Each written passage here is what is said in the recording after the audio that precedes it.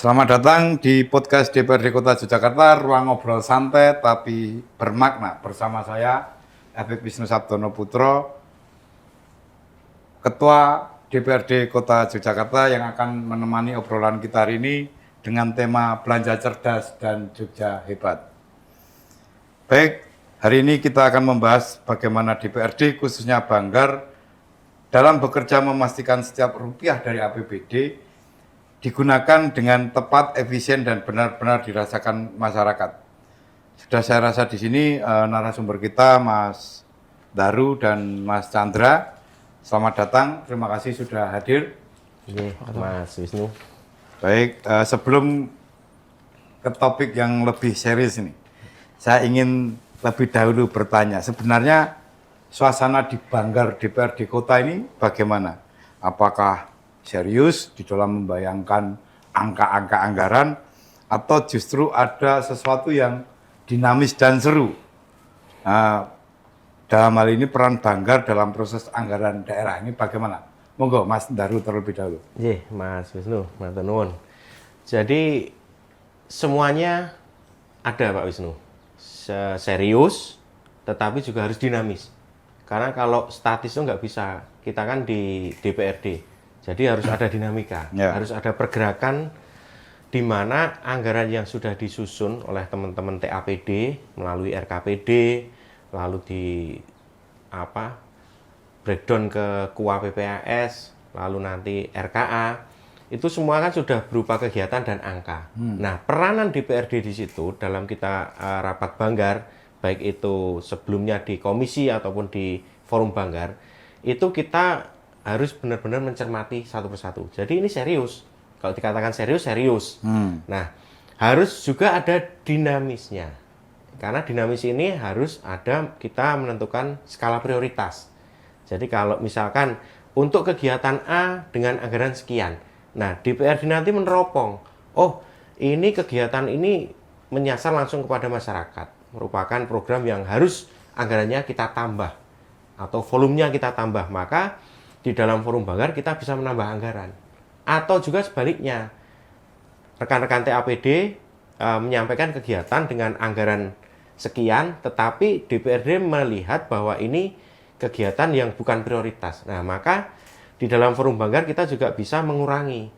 Oh, ini harus kita kurangi, karena memang ini kegiatan yang bukan prioritas dan tidak menyasar langsung kepada kepentingan masyarakat. Ya. Jadi serius dan dinamis itu harus masuk semua, Pak. Harus bareng-bareng gitu ya? Bersama-sama. Mas Chandra, gimana Mas Chandra, menurut Mas Chandra? Terima kasih Pak Wisnu. Jadi seperti apa yang diutarakan oleh Pak Daru, selama ini pembahasan di dalam Banggar ini terkadang kita memang harus bisa dinamis, tapi terkadang kita memang harus bisa serius. Akan tetapi kita memang harus memperhatikan skala prioritas yang ada. Skala prioritas ini adalah wujud daripada apa yang harus kita sepakati bersama dengan cara mengupayakan anggaran kedepannya ini bisa berjalan dengan efektif dan lancar. Jadi selama ini dalam pembahasan badan anggaran tentunya kita juga harus bisa serius juga. Kalau dinamis ini kan terkadang kita hanya mendengarkan dari teman-teman bahwa masukan-masukan apa yang nantinya akan kita bahas di dalam Banggar, tapi pada akhirnya memang kita harus menseriusi keputusan-keputusan yang ada di Banggar. Mungkin begitu, Pak Wisnu. Terima kasih, Mas Chandra ini.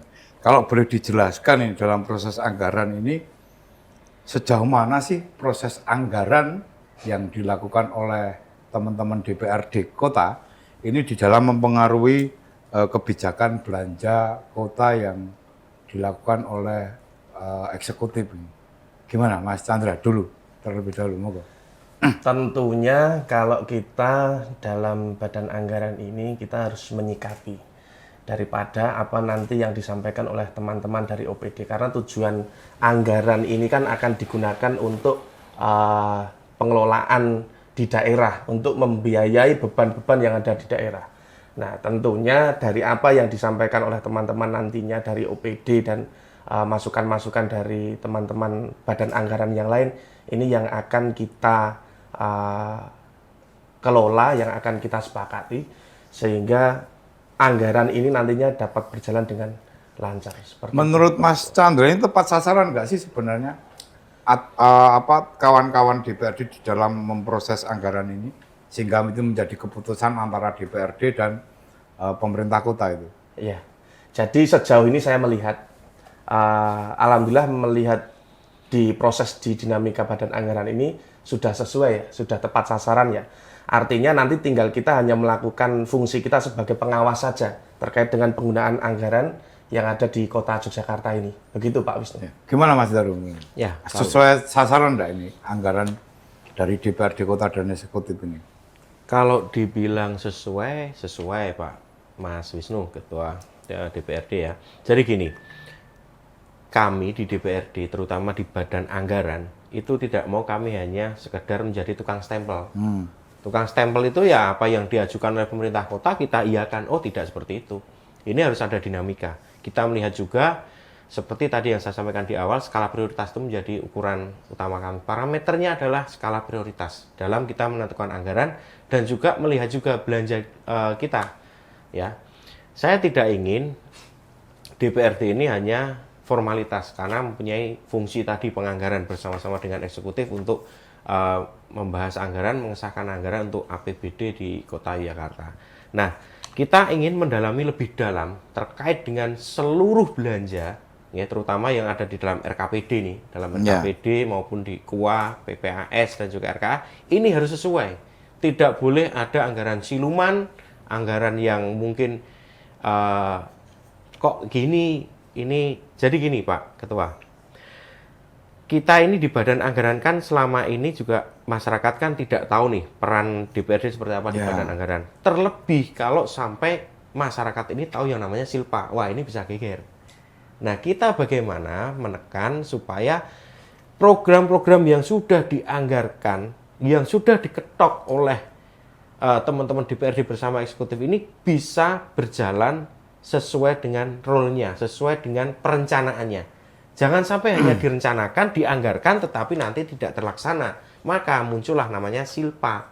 Nah ini yang benar-benar harus kita hindari. Terlebih kondisi sekarang ya, adanya efisiensi dan segalanya, ini kan juga banyak sekali mempengaruhi program-program yang ada di pemerintah Kota Yogyakarta. Kalau secara tadi ditanyakan di awal, sudah apa nanti? Sesuai dengan, Pak Ketua, sesuai. Sudah sesuai dengan harapan masyarakat itu ya. Nah, mengetahuinya bagaimana ini? Mengetahui bahwa anggaran ini memang menjadi kebutuhan masyarakat Kota Jogja. Nah, dalam menyusun sebuah RKPD itu kan diawali dengan musrenbang, Pak. Nah, kita ada musrenbang kampung. Ada reses itu ya. Ada pokir ya, melalui reses itu tadi. Pokir anggota DPRD. Nah, ada musrenbang kelurahan dan musrenbang kecamatan. Nah, selama ini ya kita melihat bahwa banyak sekali beberapa daerah, mungkin juga di dapil Pak Ketua nih, Mas Ketua ya. Ada yang sudah diusulkan di musrenbang 5 tahun itu nggak pernah terlaksana. Ya. Ya kan? Tidak pernah goal gitu. Tidak pernah goal, hanya menjadi dokumen. Nah, maka kita menggunakan yang tadi disampaikan Pak Mas Chandra tadi, fungsi pengawasan kita gunakan. Ya. Sementara banyak itu Mas, dari 3 tahun, 5 tahun itu belum pernah tersentuh sama sekali gitu. Ini bagaimana ini? Fungsi dari kawan-kawan Banggar bagaimana?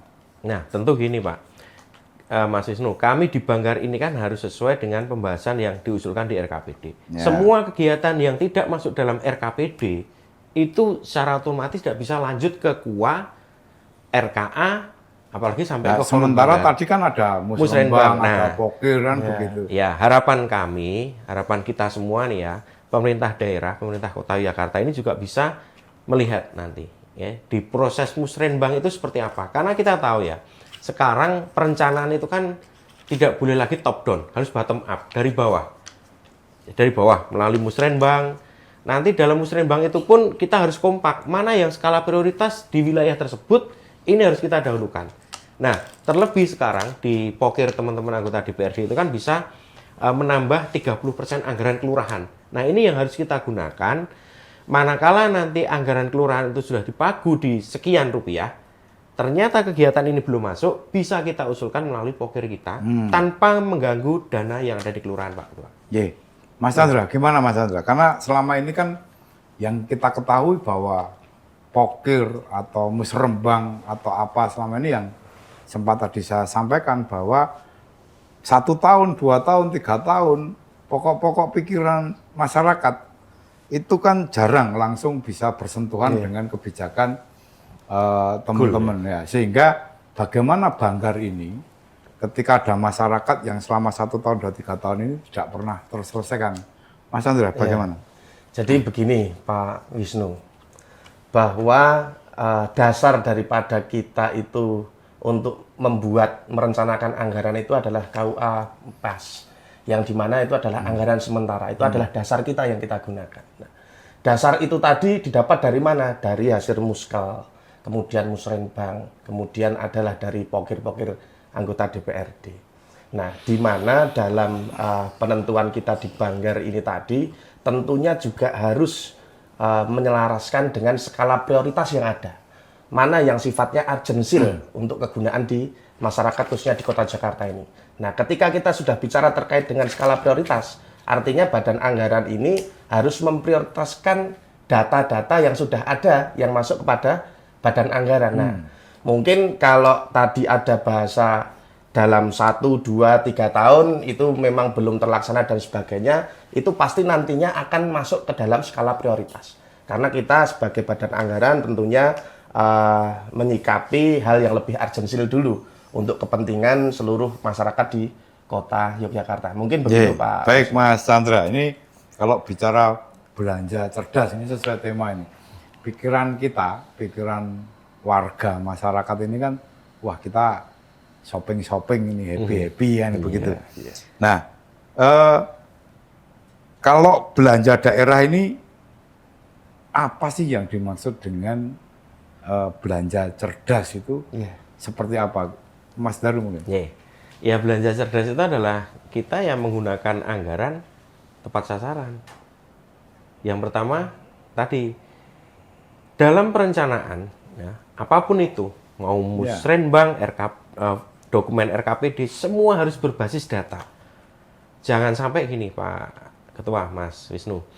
Selama ini kan masyarakat ini mungkin hanya tahu ini musrenbang, mengumpulkan ini, besok bangun ini, mengajukan kegiatan ini. Tetapi selama ini kan belum berdasarkan data. Maka saya harap nanti pemerintah kota bersama DPRD itu bisa melihat langsung turun ke bawah. Dengan mungkin atau dengan membuat kajian terkait dengan perencanaan, ini semua harus berbasis data yang pertama. Setelah semua berbasis data, nanti skala prioritas itu kan akan muncul A, B, C, D. Nah, di situ barulah kita membuat perencanaan penganggarannya. Oh, ini sudah sesuai. Nah, cerdasnya tidak hanya sampai di situ. Cerdasnya harus sampai finishing. Ini harus sampai ini terrealisasi. Maka di awal tadi saya sampaikan, kita menyusun perencanaan. Tetapi perencanaan itu tidak didasarkan pada data dan kajian yang akhirnya nanti belanja yang sudah disiapkan dengan kegiatan dan angka ini kadang tidak terrealisasi sesuai dengan peruntukannya. Misal hanya digunakan separuh atau bahkan lebih bisa tidak terrealisasi. Itu yang kita maksud belanja cerdas kan seperti itu. Jadi kita menggunakan uang ini ya harus pertama habis. Tetapi habisnya itu ya habis sesuai dengan peruntukannya. Jadi tidak habis karena yang berdampak pada kesejahteraan masyarakat, tentunya kan seperti itu. Mas Chandra, gimana Mas Chandra? Menurut Mas Chandra, yang kalau shopping tadi. Jadi begini Pak Ketua, ini kalau menurut saya bahwasanya yang pertama itu kita harus melihat dari identifikasi kebutuhan dulu. Kita mengidentifikasi bahwa kebutuhan di masyarakat ini seperti apa kan begitu. Nah, biasanya juga tadi kalau disinggung dari muskel kemudian musrenbang, kecamatan, itu kan rata mungkin banyak masyarakat juga yang berpikiran alah rapatnya ming koyo ngene wae, musrenbang ngene iki ning ora tau kasil, ora tau wujud kan begitu. Nah, tapi kalau kita melihat dari identifikasi kebutuhan di mana nanti badan anggaran itu akan melakukan belanja yang sifatnya itu nanti baik fisik ataupun non fisik. Nah, itu kita baru bisa menyikapi Pak Kota. Selama ini badan anggaran ini lebih melihat daripada kepentingan yang lebih urgent kepentingan yang lebih harus didahulukan. Sehingga menurut kami di teman-teman Badan Anggaran juga pasti memegang teguh rasa bagaimana caranya anggaran ini bisa optimal digunakan di pemerintahan Kota Yogyakarta. Pertama dari identifikasi dulu, Pak. Tidak asal shopping, Betul, belanja begitu ya jadi kira-kira. kita harus memetakan dulu nih dari identifikasi kebutuhan yang ada. Indikator apa, Mas Chandra, indikator apa yang program ini layak untuk dianggarkan atau dibiayai? Atau ada pengalaman enggak saat menemukan program kok ternyata sebenarnya ini tidak sesuai dengan harapan masyarakat misalnya? Ya, indikator program apa yang memang ini, oh ini harus segera urgent, ini kudu diragati, ini kudu dibiayai gitu. Kira-kira terus ada enggak pengalaman menemukan, oh ternyata ini sebenarnya enggak layak untuk dibiayai, oh ini sebenarnya enggak layak untuk dianggarkan gitu. Kira-kira gimana Mas? Ya, jadi kalau kita melihat dari indikator-indikator yang ada, tentunya terkait dengan apakah ini layak dibiayai atau tidak. Iya. Itu berdasarkan daripada nanti bagaimana kita mengimplementasikan apa yang harus kita lakukan melalui anggaran yang ada di pemerintahan Kota Yogyakarta. Tetapi juga di sisi lain kita juga harus melihat bahwasannya apa yang akan kita lakukan ini nantinya ke depan ini bisa berjalan dengan baik tidak, bisa menjadi tolak ukur ketepatan penggunaan anggaran atau tidak, kan seperti itu Pak Ketua. Nah, kalau saya melihat mungkin dari beberapa hal yang mungkin pernah masuk kepada kami, salah satunya mungkin pembelian terkait dengan pembelian tanah yang dibeli oleh Pemkot. Ini kan rata RTHP, ruang terbuka hijau publik Pak Ketua. Ini rata RTHP yang sudah dibeli oleh Pemkot sampai sekarang ini juga tidak ditindaklanjuti. Betul. Padahal kan ada dalam peraturan perundang-undangan itu yang perda atau perwal waktu itu memang mengatakan bahwasannya RTHP itu kan ruang terbuka hijau publik kan begitu. Cuman kita terkadang melihat RTHP ini ya terbengkalai begitu loh. Setelah kita beli dan sebagainya ternyata tidak digunakan oleh masyarakat dengan baik. Mungkin seperti itu Pak Ketua. Jadi adalah indikator-indikator itu Pak Ketua. Ya. Dan selama ini memang RTHP kita ini kalau dilihat sepertinya asal beli. Sementara apakah RTHP itu berfungsi tidak untuk warga masyarakat, ini yang perlu dikaji kembali kan kira-kira begitu Mas. Betul. Kalau Mas Daru gimana? Menemukan enggak itu program yang ternyata kok tidak sesuai dengan harapan daripada warga itu? Indikator program yang kira-kira ini layak atau tidak itu seperti itu. Ya, jadi apakah contoh seperti apa RTHP tadi atau yang lainnya? Monggo Jadi Mas. gini, yang pertama indikator itu kan bisa dilihat secara satu dengan data, dua dengan kebutuhan, tiga dengan kondisi saat ini. Nah, kita bisa melihat data itu pasti. Kita dalam perencanaan harus menggunakan data. Yang kedua, kondisi saat ini. Kondisi saat ini kan kita lihat sendiri sampah di Kota Jogja. Ini harus menjadi prioritas kita. Walaupun tidak dalam posisi misal tadi di awal skala prioritas, tapi karena ada keadaan tertentu yang mengharuskan bahwa kita saat ini karena kondisi sampah di Kota Jogja seperti ini, kita mau nggak mau harus menganggarkan, Pak. Kemarin Pak Wali Kota sudah menyampaikan bahwa akan memberikan 1 gerobak sampah tiap RW. Nah, ini kan program yang bukan jauh hari kita tetapi kita rencanakan, tapi karena keadaan, Pak. Oh, Pak Wali Kota sudah menginstruksikan nih. Nah, kita mendukung, Pak, di Banggar. Yang kedua, pengadaan biopori untuk penanganan sampah dan sebagainya. Nah, terkait dengan program yang mungkin diajukan oleh pemerintah kota melalui RKPD, terpaksa kita drop, banyak, Pak. Banyak. Karena itu kita melihat belum pada hal yang mendasar untuk kesejahteraan masyarakat yang pertama. Yang kedua, kita melihat posisi keuangan di APBD kita. Tadi jangan menyinggung RTHP. Dalam aturan perundang-undangan bahwa RTHP itu harus tersedia 20% di dalam satu wilayah luasan Kota Yogyakarta. 20%, Pak. Jadi harus itu ya? Harus. Harus tersedia 20% nggih, lahan dari ukuran luasan kota Jakarta. Selama ini kita ini belum ada di angka 20, Pak.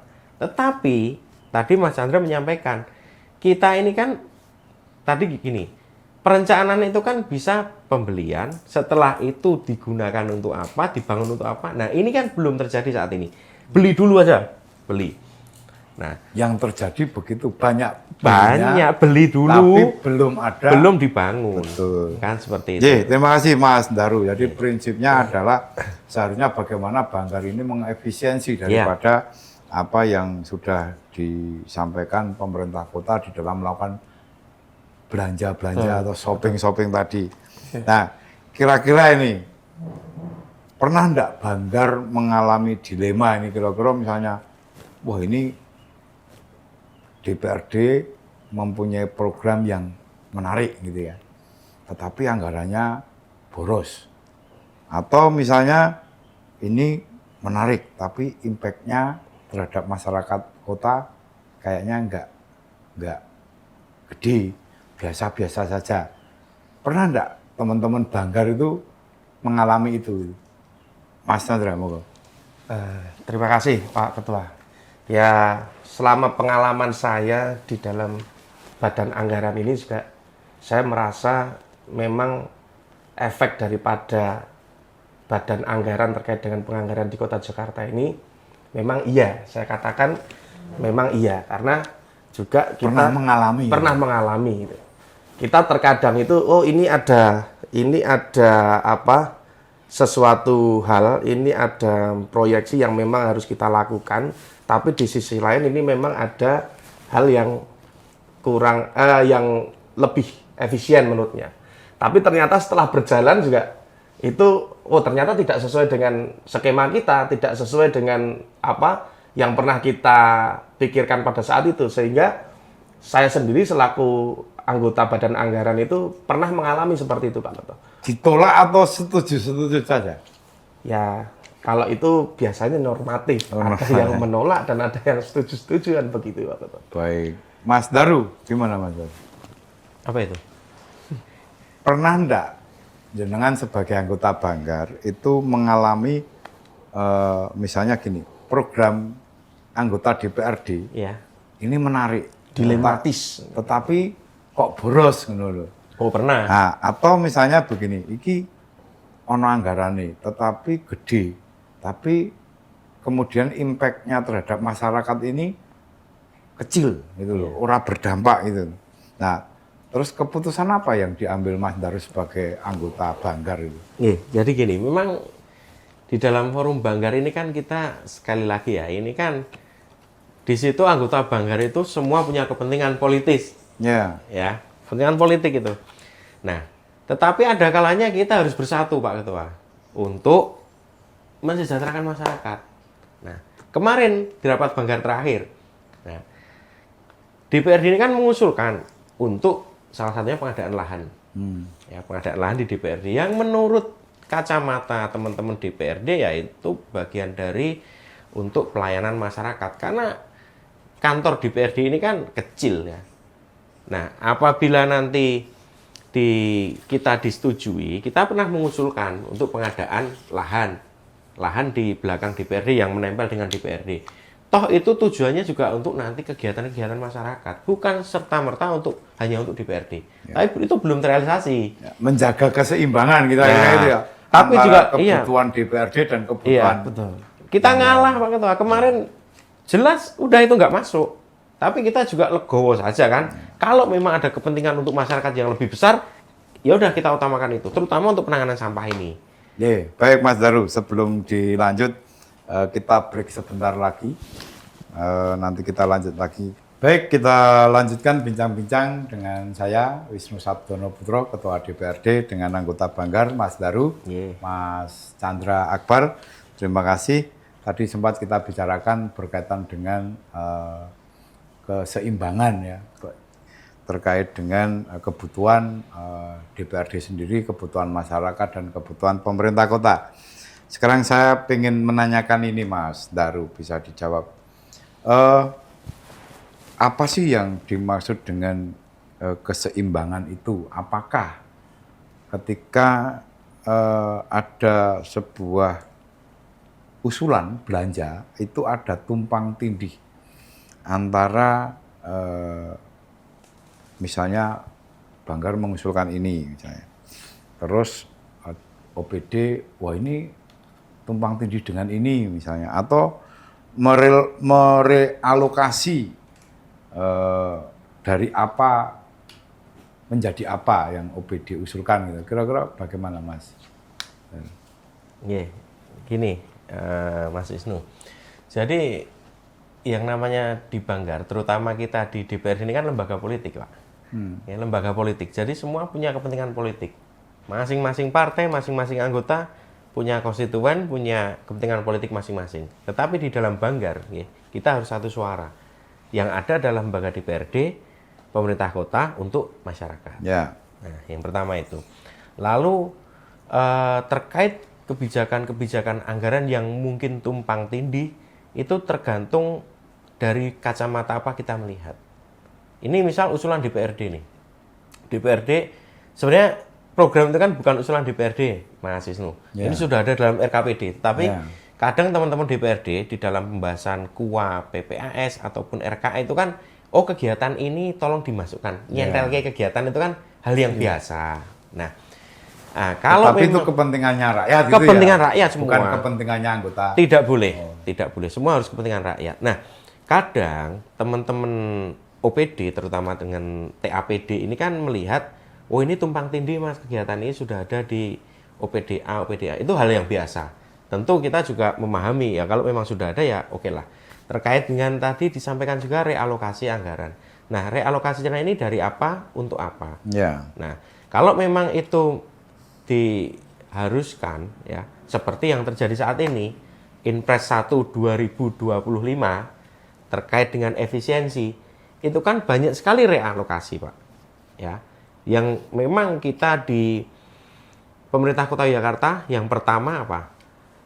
DAU DAK ini kan sudah kepotong dulu nih, fisiknya 35 miliar nih dari pusat, tidak disampai ke Kota Yogyakarta. Nah, berarti kan kita harus ada realokasi nih. Anggaran yang sudah ditata sekian ini harus kita geser-geser. Ini hal yang biasa. Selama apa? Kepentingan untuk masyarakat. Sudah itu aja. Yeah, terima kasih Mas Darul.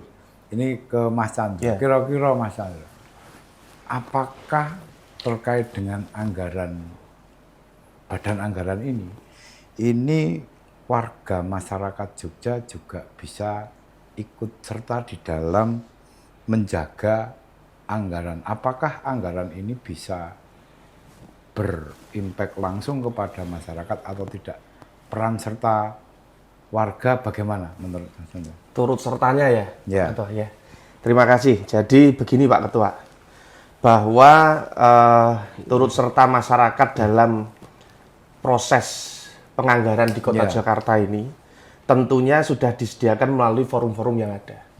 Forum-forum itu bisa melalui forum musyawarah kelurahan, yang dimana nanti mengusulkan terkait dengan aspirasi dari masyarakat, di situ melalui LPMK juga Pak Ketua.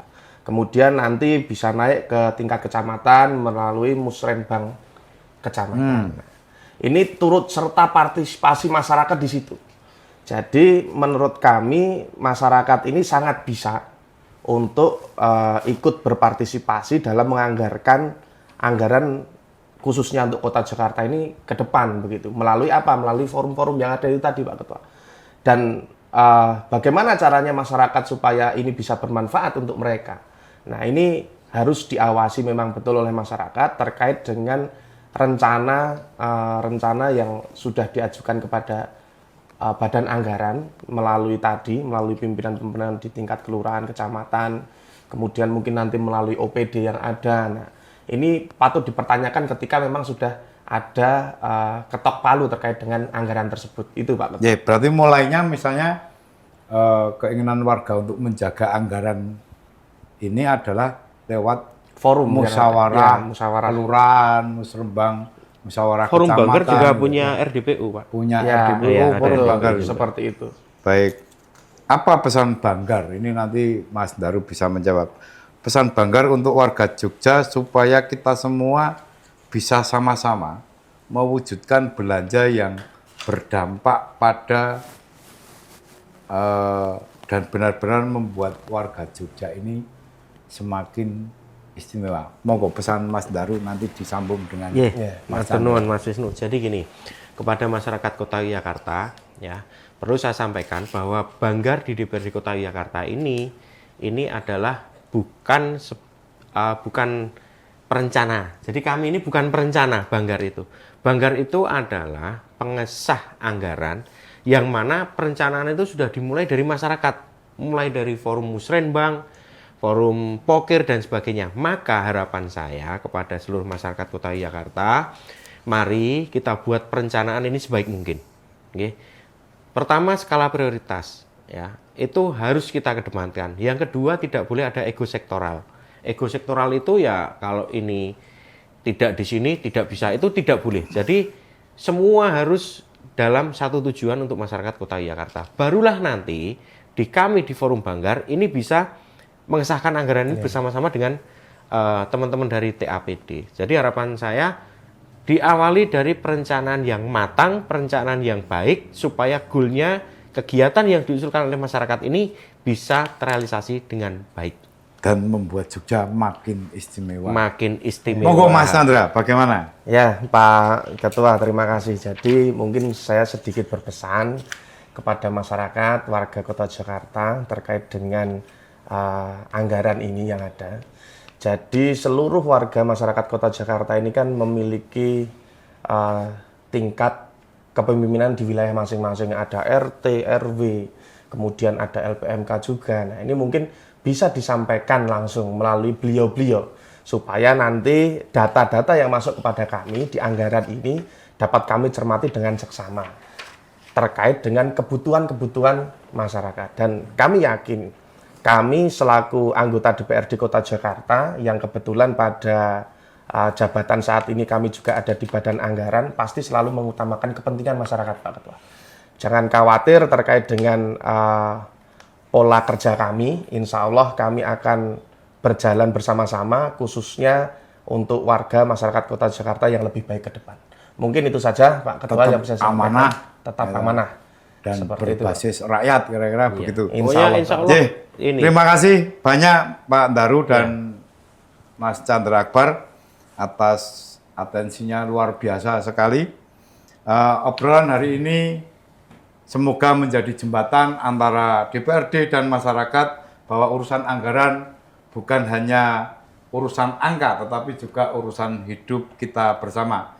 Sampai jumpa di episode podcast DPRD Kota Yogyakarta selanjutnya. Jangan lupa Jogja Hebat dimulai dari belanja yang cerdas dan transparan. Salam dari kami, sampai jumpa. Terima kasih. Satu komando Wisnu Sabtono Putro.